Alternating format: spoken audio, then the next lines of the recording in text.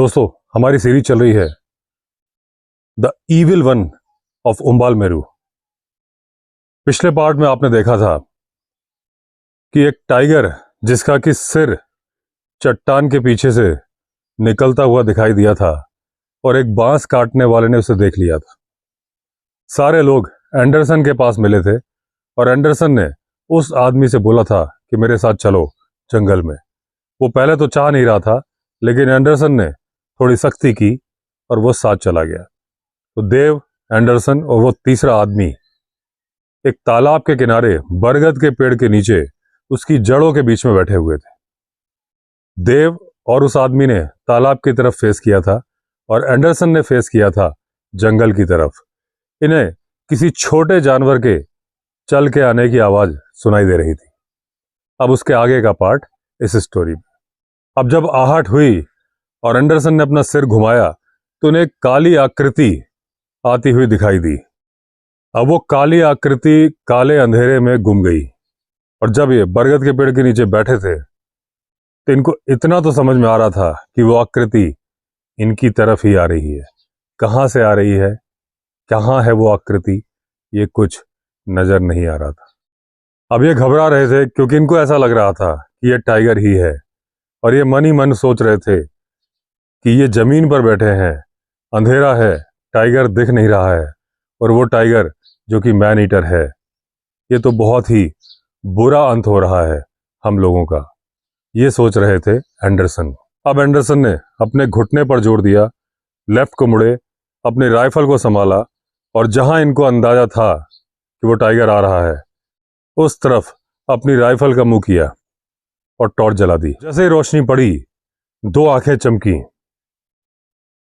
और वो आंखें इसी तरफ देख रही थी, लेकिन वो आंखें डरपोक सी लग रही थी और थोड़ी थोड़ी बेवकूफ भी। लेकिन वो टाइगर नहीं था, वो था हाइना। उसकी स्ट्राइप्स, उसके कान, सब कुछ इनको नजर आ रहे थे। अब एंडरसन ने टॉर्च को जला के ही रखा और वो जानवर हाइना गुर्राने लगा। वो सोच रहा था ये रोशनी कहाँ से आ रही है, क्यों आ रही है, क्योंकि उसे नहीं पता था कि इसे जलाने वाला एक इंसान है। लेकिन फिर उसे समझ में आ गया, या तो स्मेल से या फिर उसके इस बात के सेंस से कि जंगल में लाइट कौन जलाएगा।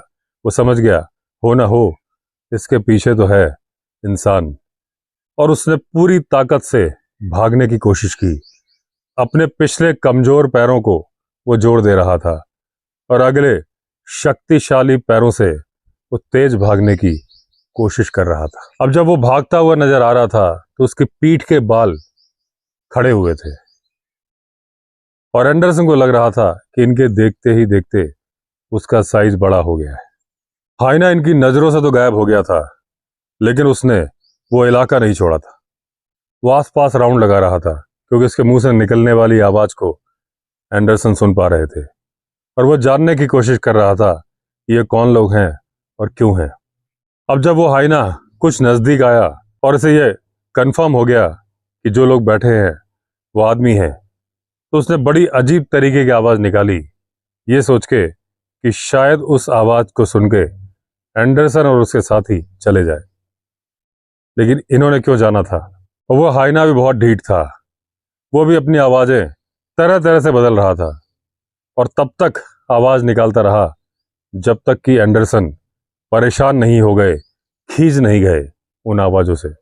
अब एंडरसन ने सोचा अगर इसे भगाया नहीं गया तो जिस काम के लिए आए हैं वो काम पूरा नहीं होगा और इन्हें चुपचाप खाली हाथ जाना होगा फॉरेस्ट बंगलो। अब एंडरसन ने बोला, शू शू करके आवाज निकाली, लेकिन वो नहीं गया।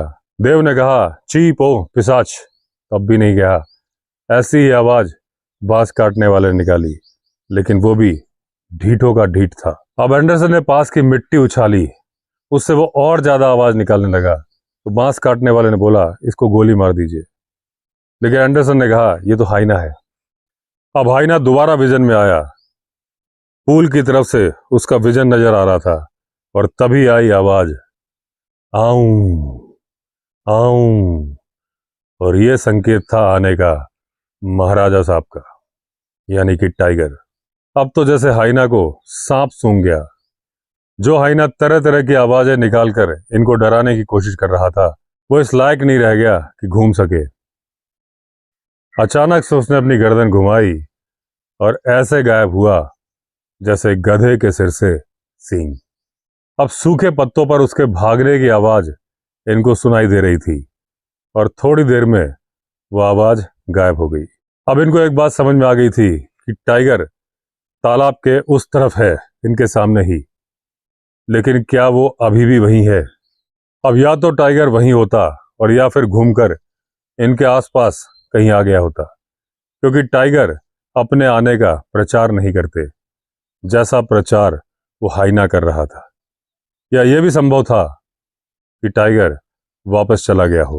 अब हाइना ने उसको बता दिया था कि यहां पर सब कुछ ठीक ठाक नहीं है, कुछ तो गड़बड़ है। अब क्या वो खोजबीन करने की कोशिश करेगा या हाइना की तरह ही पतली गली से निकल जाएगा? अब अगले कुछ सेकंड इस बात को बताने वाले थे और इसलिए जरूरी था चुप रहा जाए और अपने कानों पर जोर दिया जाए। तो ये चुप ही रहे। अब कुछ सेकंड निकले, फिर निकले कुछ मिनट और फिर कुछ निकले कुछ आवर्स, लेकिन टाइगर नहीं आया।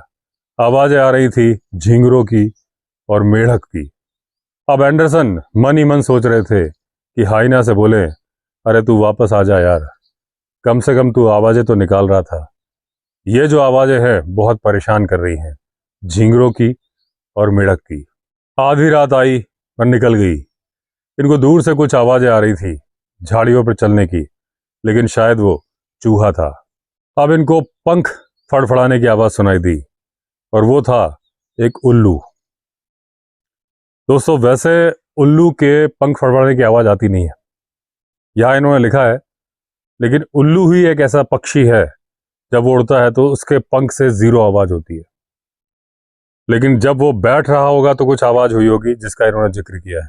अब ये समझ गए कि उल्लू पक्षियों का और छोटे जानवरों का इंतजार कर रहा है कि वो कब तालाब में पानी पीने आएंगे। और शायद इनकी सोच सही थी, क्योंकि इन्हें कुछ आवाज सुनाई दी थी जैसे उल्लू ने किसी को पकड़ लिया हो। और जो उल्लू ने से पकड़ा था वो था एक रैबिट, जिसे कि इंडिया में हेयर बोला जाता है, यानी कि खरहा। और उसके छूटने की आवाज सुनाई दे रही थी और उसके बाद थड़ थड़ की आवाज सुनाई दे रही थी, यानी उल्लू अपनी चोंच मार रहा था उस खरगोश की खोपड़ी में।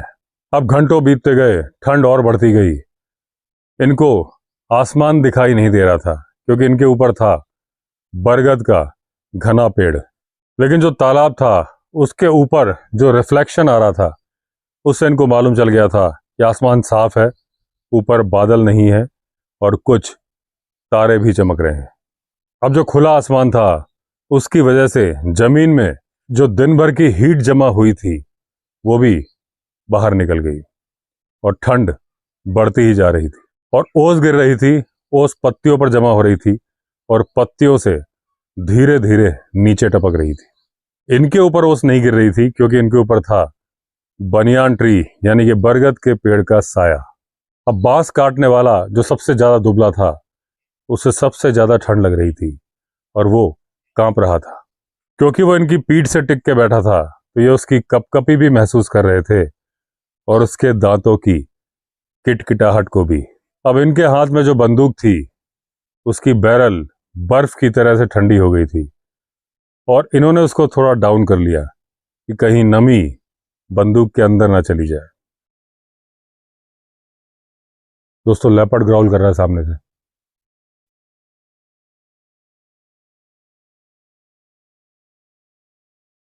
सामने ही लेपर्ड है।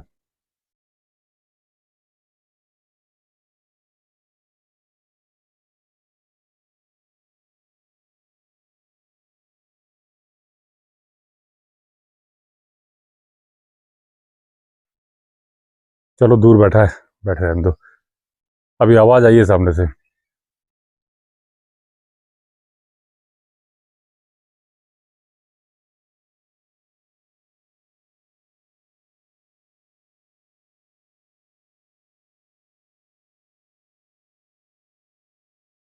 तो जो ठंड थी उसकी वजह से मच्छर भी कम हो गए थे, जिन्होंने शाम के टाइम पर जीना दूभर किया था। अब जो चूहे और दूसरे जानवर या छोटे जंतु आवाजें कर रहे थे वो भी ठंड की वजह से खत्म हो गई थी। अब सारे जानवर ठंड फील कर रहे थे और जो मेढक बुल फ्रॉग आवाजें निकाल रहा था वो भी दुबक लिया था। ये वो घंटे थे जब जंगल के जानवर, जंगल के निवासी भी आराम करना पसंद करते हैं। दोस्तों, मैं अक्सर बताता हूं कि टाइगर या लेपर्ड जब शिकार करने निकलते हैं जनरली धुंधलका 6-7 बजे निकलते हैं। रात के 11-12 बजे तक शिकार ढूंढते हैं। मिल गया तो अच्छी बात है, नहीं मिला 3-4 बजे तक सोते हैं, फिर निकलते हैं और सुबह 6-7 बजे तक ढूंढते रहते हैं। यही एक प्रोसीजर। और यहाँ भी देखिए ये बात लिखी हुई है कि ये जो आधी रात के बाद का टाइम होता है इसमें सारे जानवर आराम ही करना पसंद करते हैं। अब आप अगर नाइट ड्राइव करते हो तो आपको कई बार डियर दिख जाएंगे, तो आप सोचोगे ये तो आराम नहीं कर रहे, तो उसमें से कुछ आराम कर रहे होते, कुछ एक्टिव होते हैं एज ए संतरी। अगर आपको 5 डियर दिख रहे हैं, 50 आसपास में आराम कर रहे होंगे। इनकी ड्यूटी है जागने की। अब सुबह के 3 बज गए थे और हवा चलने लगी थी। अब यहां तक कि एंडरसन भी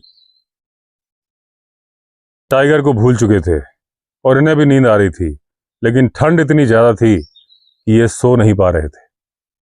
अब दूर से जंगली मुर्गा बोला, जिसने इनको आभास कराया कि सुबह के 4 बज गए। अब इनकी रात्रि की ड्यूटी खत्म होने जा रही थी और टाइगर नहीं आया था। अब फॉल्स डॉन जो होता है वो निकल आया था, यानी कि सुबह होने के पहले एक जो सुबह होने का आभास होता है, इससे उनको लग रहा था कि जल्दी ही सुबह होने वाली है या थोड़ा जरूरत से ज्यादा जल्दी सुबह होगी। और फिर से अंधेरा आ गया था और पूर्व की दिशा से इनको आभास हो रहा था कि सूरज देवता आने वाले हैं और इस रात का यही हो गया है अंत। अब सुबह हो गई थी और इस बात की खुशी मना रहा था एक लंगूर अपनी हूप हूप की आवाज निकालकर। एक लंबी पूंछ वाला मंकी, मुंह के बाल सफेद, खुशी मना रहा था कि आज भी रात निकल गई, दिन आ गया और हम जीवित हैं। और उसकी इस खुशी में बाकी लंगूर भी शामिल हो गए। अब इन लोगों ने स्टार्ट कर दी 12 माइल की वॉक नागपाटला फॉरेस्ट रेस्ट हाउस की तरफ। ये परेशान भी थे, दुखी भी थे, अंदर ही अंदर गुस्सा भी थे, हताशा भी थी, और ये आपस में एक दूसरे से बात भी नहीं कर रहे थे। बात करें भी तो क्या करें। जब ये फॉरेस्ट रेस्ट हाउस पर आए तो कुछ मित्र इंतजार कर रहे थे, और ये मित्र थे वो बांस काटने वाले। उन्होंने पूछा, क्या हुआ, क्या टाइगर आया, क्या उसने तुम लोगों पर हमला किया? अब इन्होंने टाइगर को गाली दी कि आया ही नहीं, और इन्होंने उस बांस काटने वाले से बोला कि ज्यादा कुछ बताना मत, क्या क्या हुआ। अब वो लोग बातें कर रहे थे, इनको आवाज सुनाई दे रही थी। इन्होंने अपने प्राइमस स्टोव पर चाय बनाने के लिए रखी, चाय पी और उसके बाद पलंग पर सो गए। तब तक उनकी आवाजें आ ही रही थी। अब ये 4 बजे तक सोते रहे। लेट लंच लिया, चाय ली और फ्रेश हुए। फिर इन्होंने मंत्रणा करनी स्टार्ट करी कि इस टाइगर से कैसे निपटा जाए। अब इन्होंने सोचा कि मैन ईटर टाइगर किसी आम टाइगर की तरह तो हरकत करता नहीं है, ना ही सोचता है। फिर इन्होंने ध्यान दिया कि जितने भी हमले हुए थे रात में नहीं हुए थे, दिन में हुए थे। और दूसरी बात, वो जो तालाब था उससे बहुत ज्यादा दूर नहीं हुए थे। इसका मतलब वो तालाब के पास ही रहता है टाइगर। ये मैन ईटर थोड़ा डिफरेंट था, क्योंकि जनरली जब मैन ईटर वारदात करते हैं तो एरिया बदल बदल के करते हैं, क्योंकि वो बहुत चालाक हो जाते हैं। करीब करीब तो वो 100 माइल्स की दूरी तक वारदात करते हैं, लेकिन ये वाला मैन ईटर ऐसा नहीं था। दूसरी बात, जितने भी शिकार उसने किए, किसी की भी बॉडी या रिमेन्स वापस नहीं मिले।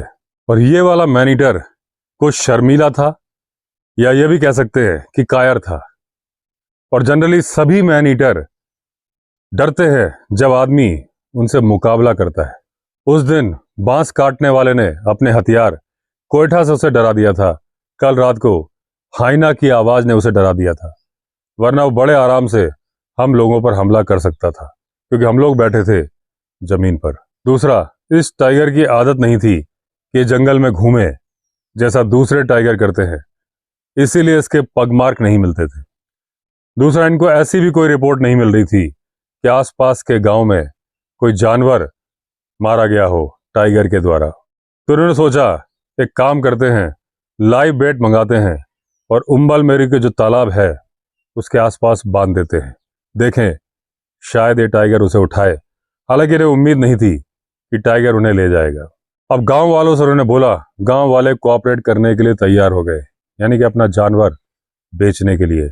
अब देव और एंडरसन दोनों ने एक एक बुल खरीदा करीब 40 रुपए में। एक ब्राउन कलर का था, एक थोड़ा सा काला था, राख की तरह से। इन्होंने वाइट कलर का बैल खरीदने से मना कर दिया था, क्योंकि कई बार टाइगर सफेद बैल को मारना पसंद नहीं करते। अब ये ले गए उन बैलों को, कार के गैराज में रख दिया और टी मॉडल की जो फोर्ड कार थी उसे बाहर निकाल दिया। अगले दिन सुबह 2 बांस काटने वालों की हेल्प से उन जानवरों को लेके आए उम्बाल मेरू। एक जानवर को बांध दिया उस तालाब के किनारे जहां वो बरगद का पेड़ था, और दूसरे को 2 मील की दूरी पर जहां से रास्ता जाता था पूली बोनू की तरफ। अब जहां ये जानवर इन्होंने बांधे थे, ऐसी जगह बांधे थे अगर इनमें से कोई भी जानवर मारा गया तो पास में एक पेड़ हो जहां पर ये बैठ सकें टाइगर के इंतजार में। ये करते करते आधी दोपहरी बीत गई। ये लौट गए नागपाटला के रेस्ट हाउस में। अब जहां तक ये कार से जा सकते थे वहां तक ये कार से गए, उसके आगे कार जा नहीं पा रही थी, कारण रास्ता ही नहीं था। उसके बाद ये पैदल गए अपनी उन बेट को देखने। दोनों के दोनों जिंदा थे। इन्होंने उनको खोला, तालाब के किनारे ले गए, पानी पिलाया, फिर बांध दिया, पास में इतना चारा रख दिया कि आराम से वो अपना पेट भर सके। उसके बाद ये टूरिस्ट बंगलो आ गए।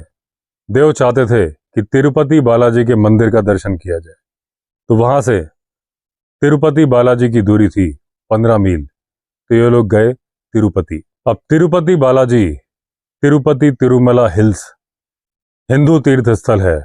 लोगों की बहुत ज्यादा आस्था है। लोग हजारों की तादाद में आते हैं अपने भगवान गोविंदा के दर्शन करने। और जब वो दर्शन करने जाते हैं तो आकाश में नारे लग रहे होते हैं, गोविंदा गोविंदा। जितनी महिलाएं इस मंदिर में आती हैं अपना सिर घुटाती हैं, अपने बाल दान करती हैं, और इतने सारे लोग मुंडन कराते हैं कि यहाँ निकलने वाले बालों की संख्या, तादाद बहुत ज्यादा होती है। अब वापस लौटते वक्त ये रुके रेलवे स्टेशन के रिफ्रेशिंग रूम में और पी चाय। अभी कोई ट्रेन आने वाली नहीं थी और स्टेशन मैनेजर भी आराम कर रहा था। ये वापस अपने टेबल पर आ गए और गप्पे हाँकने लगे, और कुछ इसी तरह की बातें हो रही थी जिस तरह से इंडिया में होती हैं। हम कौन हैं, कहाँ से आए हैं, किस लिए आए हैं, क्या कर रहे हैं। और जो मैनेजर था उसने सारी बातें सुनी और देव के अच्छे व्यवहार को देखते हुए उसने भी इंफॉर्मेशन शेयर की। उसको भी शिकार का बहुत आइडिया था, और वो बोला ये मैन ईटर जिस तरह से बिहेव कर रहा है, जनरली मैन ईटर ऐसा बिहेव करते नहीं है। फिर मैनेजर ने कुछ ऐसी बात बोली कि ये झटके के साथ उठ के बैठ गए। मैनेजर ने कहा कहीं ये वो टाइग्रेस ना हो जो अभी सर्कस से भागी है कुछ दिनों पहले। अब बारी थी एंडरसन के सवाल पूछने की। कैसा सर्कस, कहाँ था सर्कस, कब भागी टाइग्रेस, क्या उसकी कोई रिपोर्ट की गई? उस मैनेजर ने इनके सवालों का धीरे धीरे और आराम से जवाब दिया। एक छोटा सर्कस तिरुपति में आया था और यहां से कुछ मील की दूरी पर उसने कैंपिंग की थी, और उस सर्कस का ओनर मैनेजर के पास यहां पर आया था क्योंकि उसे शराब चाहिए थी, और एक ऐसा टाउन जहां मंदिर हो, लोग शराब पीना पसंद नहीं करते, इसलिए वो यहां तक आया था।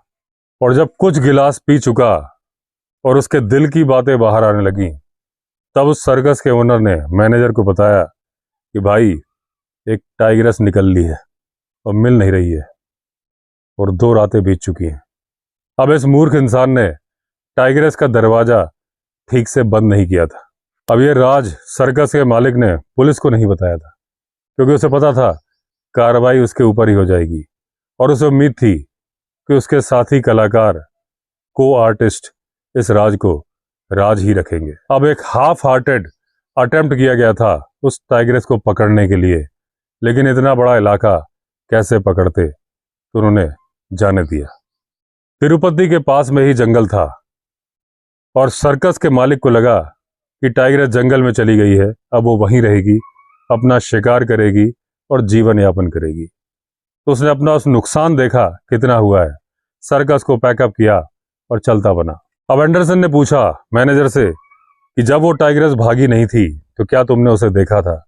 तो मैनेजर ने कहा हाँ, मैंने देखा था, क्योंकि सर्कस के मालिक ने मुझे फ्री पास दिया था। अब मैनेजर को लगा कि वो थोड़ी अजीब सी जानवर थी। जब उसे मांस खाने के लिए दिया जाता था तो गुर्राती रहती थी, और शायद उसे प्रॉपरली ट्रेन भी नहीं किया गया था, क्योंकि उसे सर्कस में परफॉर्म करते हुए मैनेजर ने नहीं देखा था। अब एंडरसन ने पूछा मैनेजर से कि आपको वो टाइम याद है उस टाइग्रेस को खाना कितने बजे दिया जाता था? एक बार तो मैनेजर ने चौंक के एंडरसन की तरफ देखा, लेकिन फिर शांति के साथ जवाब दिया कि जब सर्कस के लोग अपना खाना खा लेते थे, उसके बाद उसे खाना दिया जाता था आफ्टरनून में। तो दोस्तों, इस पार्ट को यहीं एंड करते हैं, बाकी का पार्ट नेक्स्ट पार्ट में। अगर आपने चैनल सब्सक्राइब नहीं किया है तो चैनल सब्सक्राइब कर लीजिए। चलिए फिर मिलते हैं अगले वीडियो में, तब तक के लिए all the best. Vande Mataram.